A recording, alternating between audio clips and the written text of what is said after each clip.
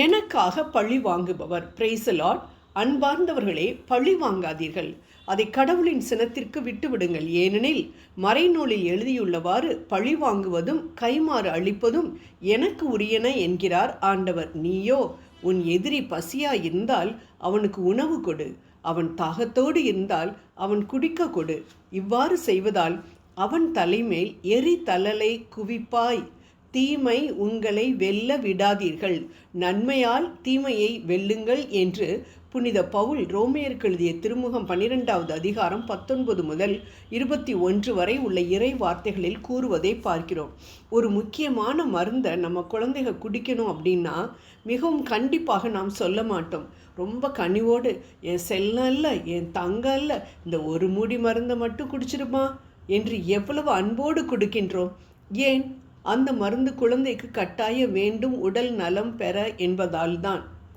அதே போல்தான் புனித பவுலும், நாம் கிறிஸ்தவ வாழ்வில் நன்றாக முன்னேற வேண்டும் என்றால் நாம் பழி வாங்குவதை விட்டுவிட வேண்டும் என கனிவோடு, அன்பானவர்களே என்று, அதாவது உங்களை கெஞ்சி கேட்டுக்கொள்கிறேன் என்னும் விதமாய் நம்மிடம் இவ்வாறு கூறுகின்றார். நாம் பழி வாங்கினோம் என்றால் என்ன செய்வோம்? எப்படி பழி வாங்குவோம்? நம் சொல், செயல், சிந்தனைகளின் மூலம்தானே. என் மகளை பற்றி எவ்வளோ தவறாக பேசுனாங்க, ஆகா இப்போ ஒரு நல்ல சான்ஸ் கிடச்சிருக்கு, அவங்க மக செஞ்ச இந்த காரியத்தை குறைஞ்சது 5 பேர்கிட்டையாவது சொன்னாதான் என் மனசு ஆறும் என்று நமக்கு எதிரானவர்களை பற்றி அவதூறாக எத்தனை பேரிடம் பேச முடியுமோ அத்தனை பேரிடம் பேசினால் பழி வாங்குதலை ஆண்டவரிடமா விட்டுவிடுகின்றோம்? யோசிப்போம். நன்றாக ஆராய்ந்து பார்த்தோம் என்றால் நமது பழிவாங்கும் செயல் எல்லாம் நம்மை இன்னும்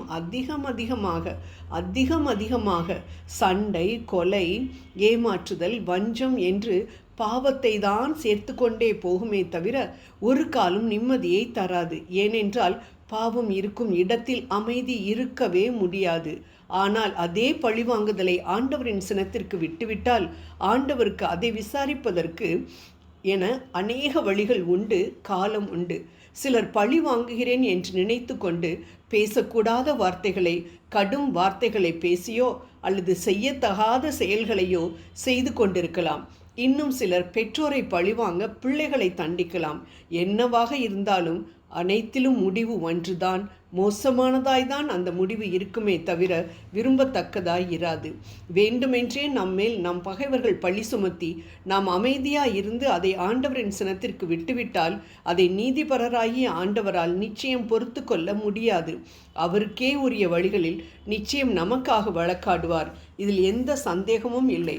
ஆபேலுக்காக காயினிடம் வழக்காடிய ஆண்டவர், மோசேக்காக சகோதரி மிரியாமை விசாரித்த தேவன், தம் மக்கள் இஸ்ரவேலருக்காக அவர்களின் பகைவர்களை அழித்த ஆண்டவர், தாவீதிற்காக சவுலை பழிவாங்கிய தேவன் என்று விவிலியத்தில் தம் பிள்ளைகளுக்காக அவர்களின் பகைவர்களை நம் ஆண்டவர் பழிவாங்கியதை அநேக இடங்களில் நாம் பார்க்கின்றோம். நமக்காக வழக்காட நம் ஆண்டவர் இருக்கிறார். ஏசாயா 49:25 என்பதை மட்டும் நாம் 100% நம்பினால் நாம் நிச்சயம் பழிவாங்கும் எண்ணத்தையே கொண்டிருக்க மாட்டோம். உலகையே படைத்த தன்னை பிசாசு சிலுவையில் அறைந்த பொழுது இயேசுவினால் பழிவாங்கி இருக்க முடியும், செய்யவில்லை. மாறாக அதை தன் தந்தையின் சினத்திற்கு விட்டுவிட்டார். அதன் விளைவு மாபெரும் வெற்றி, மாபெரும் மகிமை. நம்மை துன்பப்படுத்தினவர்களை பழிவாங்குவது என்பது நேச்சுரல், மாம்சீகமானது. ஆனால் அமைதியாயிருந்து அதை நம் ஆண்டவரின் கரங்களில் கொடுப்பது சூப்பர் நேச்சுரல், தெய்வீகம். அழிந்து போகும் மாம்சீகமா, அழியாத தெய்வீகமா, எது வேண்டும் என்பதை நிர்ணயிக்க வேண்டியது நாம் தான் அன்பானவர்களே. ஆனால் அவரிடம் கொடுத்து விட்டால் நமக்காக வழக்காட ஆண்டவர் காத்து கொண்டிருக்கிறார் என்பதை மட்டும் ஒரு காலம் நாம் மறக்கக்கூடாது. அதற்காக குட்ட பதில் சொல்லாமல் தலையை கொடுத்து கொண்டே இருக்கிறாயே, பைத்தியமா நீ என்று உலகம் நமக்கு பட்டம் சூட்டலாம். ஆனால் இப்படிப்பட்ட பைத்தியக்காரர்களே தான் 1 கொரிந்தியர் 1:27 தன் பிள்ளைகளாக தெரிந்தெடுத்த நாம் இயேசுவிடம் பழிவாங்கும் செயலை கொடுத்து விடுவோம், அமைதி பெறுவோம். ஜெபம் செய்வோம். எனக்காக பழிவாங்கும் என் தேவனே, என் வாழ்வை அநியாயமாய் கெடுத்து கொண்டிருக்கக்கூடிய ஒவ்வொரு நபரையும் பாதத்தில் சமர்ப்பிக்கின்றேன். சாத்தான் உம்மை சோதித்த பொழுது இவ்வாறு எழுதியிருக்கிறதே என்று நியாயப்பிரமாணத்தை கூறி ஜெயித்தீரே, அதே போல நானும் உமது இறைவார்த்தைகளை சொல்லி பழிவாங்குதலை தவிர்க்க எனக்கு உதவி புரியும். ஆமேன்.